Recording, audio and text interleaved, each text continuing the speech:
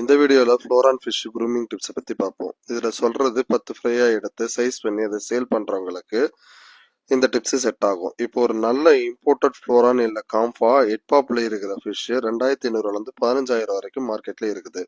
ஃப்ரையா எடுக்க ஒரு நல்ல க்ரூமர் அல்லது நல்ல ஒரு இம்போர்ட்டரை சூஸ் பண்றது ரொம்ப நல்லது. ஒரு நல்ல குவாலிட்டியான ஃப்ரை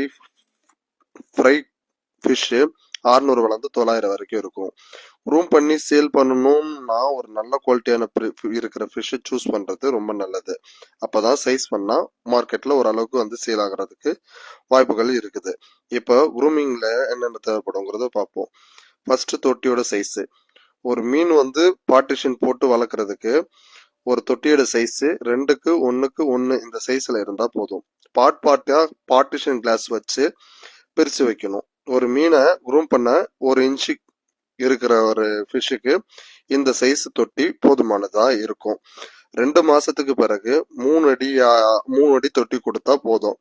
ரெண்டாவது வாட்டர் டிடிஎஸ் 250 400 ppm இருந்தா ரொம்ப பெஸ்ட். pH 6 to 8 இருந்தா ரொம்ப பெஸ்டா இருக்கும். ஓல்டேஜ் வாட்டரா இருக்கும் போது ரொம்ப நல்லா இருக்கும். தொட்டியில தண்ணியை ஃபில் பண்ணி ஒரு 4 நாள் அப்படியே ரன் பண்ணா போதும். தண்ணி நல்லா செட் ஆயிடும். வீக்லி ஒன்ஸ் வாட்டர் சேஞ்ச் கண்டிப்பா பண்ணணும். ஏரேஷன் 24 ஹவர்ஸும் சப்ளை இருக்கிற மாதிரி பார்த்துக்கணும். ரொம்ப நல்லதா இருக்கும். பாட்டத்துல கல்லு போட்டா கொஞ்சம் கலரு வரதுக்கு வாய்ப்பு இருக்குது. ஹீட்டர் கண்டிப்பா தேவைப்படும். ஹீட்டர் இல்லாம தொட்டியை செட் பண்ணாதீங்க தயவு செஞ்சு. மீனுக்கு ஹெல்த் இஷ்யூ ஃபில்டர் இல்லாதனால ரொம்ப வரும். ஒரு நல்ல ஃபுட்டா கொடுக்கும் போது இந்த மீன் நல்லா வளரும்.